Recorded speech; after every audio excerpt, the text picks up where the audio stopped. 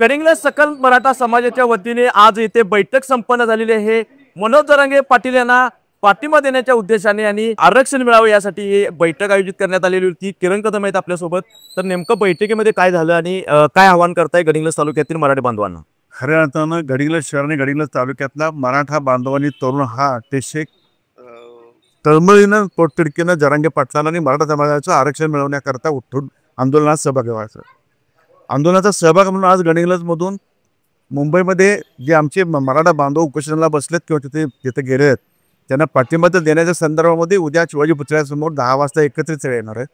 त्याचबरोबर त्यांची एक दिवसाची जेवणाची व्यवस्था आणि लागणारं पाणी हे गडिंग्लजकर मराठा म्हणून तिकडून पाठवायची जोडणं व्यवस्था तिथं लावलेली आहे। तर एकच या महाराष्ट्र शासनाला आपल्याला सांगायचं आहे, मी गेल्या वेळेला पण बोललोय की जे सरकार येईल ते प्रत्येक सरकार हे मराठा समाजाला कुठल्याही परिस्थितीमध्ये कात्रीत का पकडते मला कळत नाही।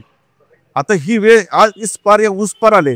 जरांगे दादा जो निर्णय घेईल तो महाराष्ट्रातला सगळ्यात तरुण आणि मराठा समाज त्या निर्णयाशी पाठिंबा देऊन आरक्षण मिळाल्याशिवाय शांत बसणार नाही अशा पद्धतीचा निर्णय आजच्या बैठकीमध्ये झाला।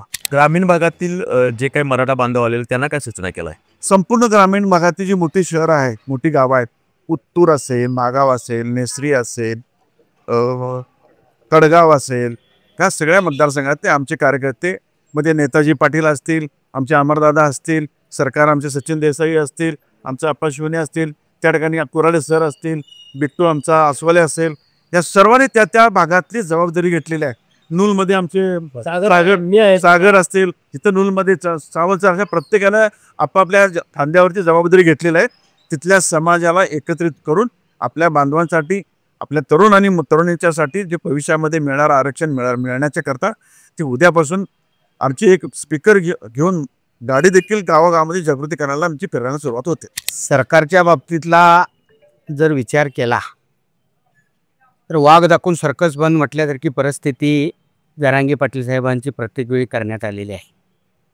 गेल्या 2 वेळी ज्यावेळी जरांगे पाटील साहेबांनी 15-15 दिवसाचं उपोषण केलं त्या काळातली परिस्थितीचा जर विचार केला, तत्कालीन असणारे मुख्यमंत्री असतील, तत्कालीन असणारे उपमुख्यमंत्री असतील, त्यांनी उद्याच तुमचा हा निर्णय जाहीर करतो अशा पद्धतीच्या कितीतरी वेळा घोषणा दिल्या।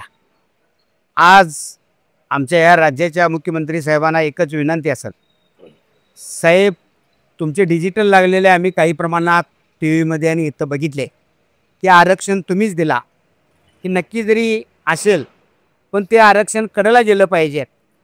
तिथं जो सुप्रीममध्ये देणारा वकील असेल किंवा इतर गोष्टी असतील ह्या सगळ्या गोष्टी टिकवण्याचं काम ज्या शासनानं दिलेलं आहे त्यानंच ते पुढे न्यावं ही आमची भूमिका असेल।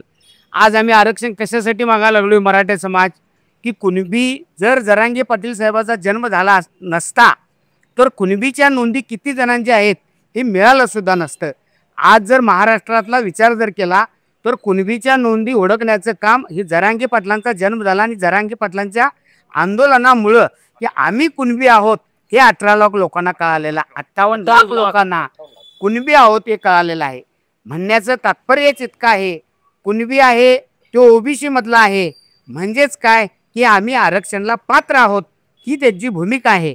आज मुख्यमंत्री साहेबांना आमची कळकळीची विनंती असेल, साहेब आमच्या लाडक्या बहिणीचे पैसे आम्हाला श्रेष्ठ नाहीत, पण जन्माला घातलेल्या पोराचं कल्याण व्हायचं असेल तर आमची पोरं चांगल्या पद्धतीचं शिक्षण घ्यायचं असतील तर आम्हाला जी काही जरांगे पाटील साहेबांनी अपेक्षा व्यक्त केलेल्या आहेत त्या अपेक्षा मंजूर करावी ही त्यांच्याकडे कळकळीची विनंती असेल। सकल मराठा समाजाच्या वतीनं जे नियोजन झालं, जी रणनीती झाली त्या पद्धतीनं सगळ्या युवकांना, सगळ्या युवतींना आणि माता भगिनींना मी या ठिकाणी परत एकदा आव्हान करेन की इथं ठरल्याप्रमाणे उद्याचा एक दिवस आपण नियोजनासाठी आहे आणि बुधवारपासून जे आपण इथं आंदोलन करणार आहोत की या आंदोलन करणार आहोत ते जास्तीत जास्त संख्येनं युवक युवतींनी सगळ्यांनी या ठिकाणी उपस्थित राहावं हे याच्याबद्दल मी आव्हान करेन।